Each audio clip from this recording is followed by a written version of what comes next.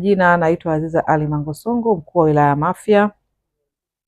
Napenda kuchukua nafasi hii kwanza kuwapongeza Wakristo wote ambao mmeweza kufunga Kwaresma na hata wale ambao hawajaweza, najua mmefanya ibada mbalimbali. Napenda kuchukua nafasi hii kuwataka wana Mafia wote na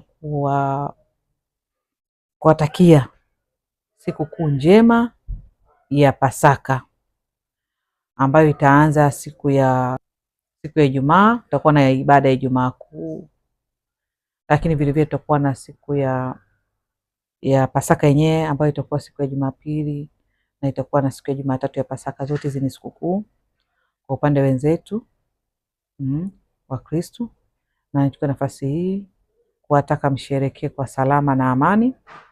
Lakini vile vile naomba sana tuwalinde watoto wetu wakati wote wa sikukuu. Tusiwaache wanatembea wenyewe barabarani. Vyombo vya moto vitembee vizuri. Ajali za pikipiki zimekuwa nyingi katika wilaya yetu. Kwa hiyo niwaombe sana waendesha bodaboda, waendesha pikipiki wote, vyombo vya moto, tuendeshe kwa tahadhari. Naomba tukiendesha tusiwe tumelewa, tuendeshe tukiwa tuko vizuri, lakini tufate kanuni za usalama barabarani, tufate sheria za usalama barabarani. Niwaombe sana, na watoto wasiachwe wenyewe wanatembea wenyewe. Lakini kingine, sikukuu ya Pasaka hii imeambatana na mvua. Tunaona rasharasha mvua za hapa na pale na mawingu. Niwaombe sana, wakati wa mvua hizi tusikae chini ya miti.